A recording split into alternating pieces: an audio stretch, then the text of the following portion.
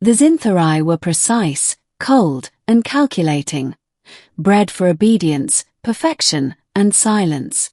Among their enforcers, none were more respected than Virella, the blue-skinned hybrid with silver eyes and loyalty etched into her very bones. Virella had been taken young, indoctrinated at the temple of obedience, her soul carved into compliance. She rose through the ranks not through cruelty, but through flawless execution of orders. She never questioned, never doubted. That was weakness. That was treason. Until the human came. He wasn't part of any grand rebellion or resistance. Just a mechanic, Eli Ward, captured on a backwater moon during a resource raid. He should have been catalogued and recycled like the others. But something about his defiance intrigued the High Command. They wanted to break him slowly, use him as a cautionary tale. Virella was assigned as his handler. She was to monitor, report, and, when needed, correct. "I don't talk to statues," Eli said the first time she entered his cell, chained but chin held high.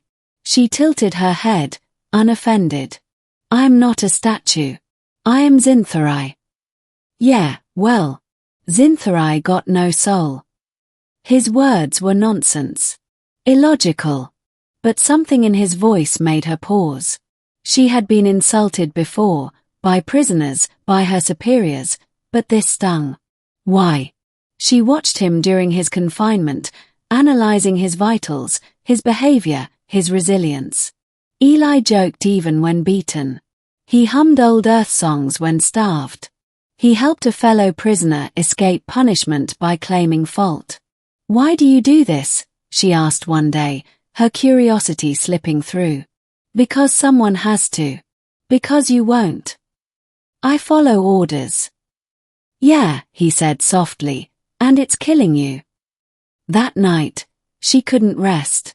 Not because of the words themselves, but the pain behind them. She studied old earth literature. She watched surveillance recordings of Eli helping others.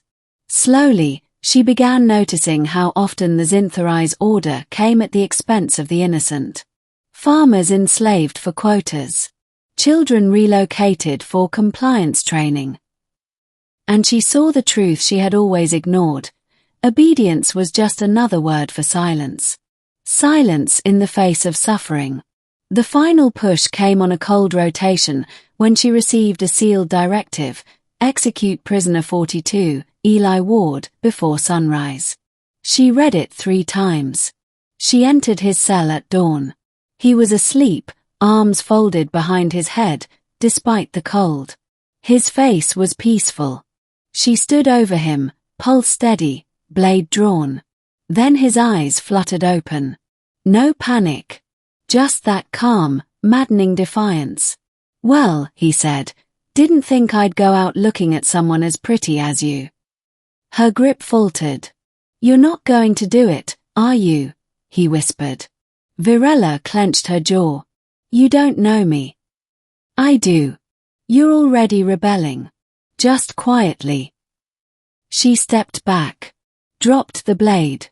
"You're coming with me," she said. Eli blinked. "Wait, seriously?" She didn't answer.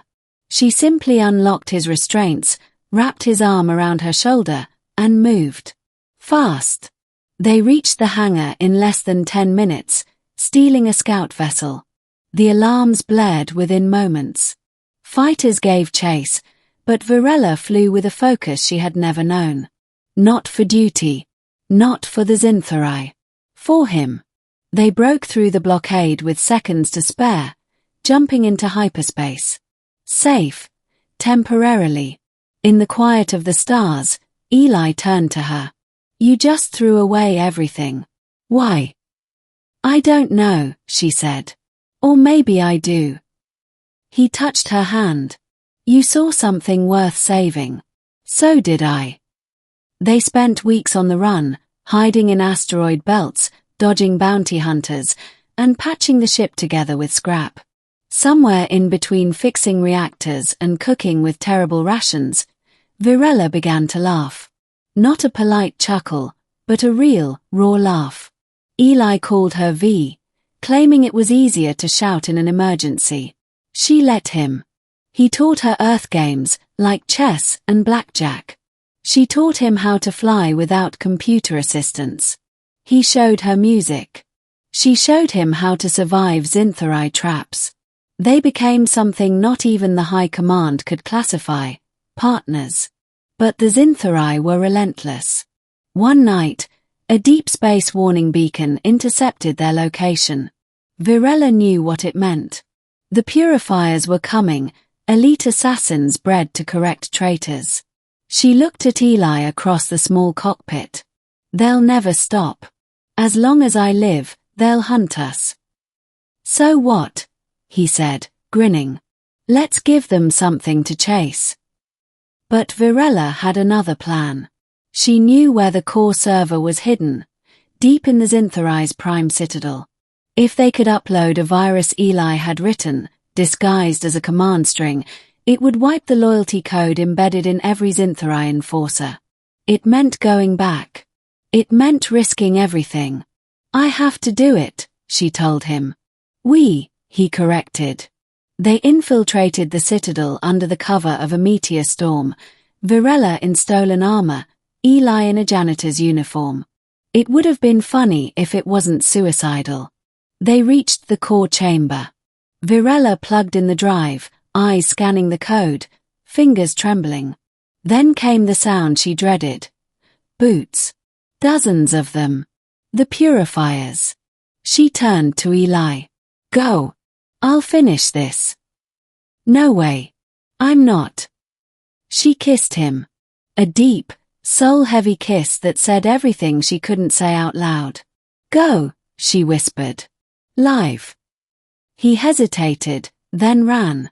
She faced the purifiers with blade drawn. The virus spread like fire through the command network. Across the stars, enforcers paused. Confusion bloomed. Doubt. Some dropped their weapons. Some fell to their knees. Virella never walked out of that chamber. But the rebellion that began that night shook the Zynthari Empire to its core. 2 years later, on a rebuilt colony world, a statue stands in the square. A tall, silver-eyed woman with a data spike in one hand and a broken chain in the other. Eli Ward walks by it every day. He teaches children now. Shows them how to build, fix, create. But every night, when the stars come out, he looks up, smiles softly, and whispers, "Still chasing you, V." Because she taught him how to fight. And he taught her how to feel. Together, they started a revolution.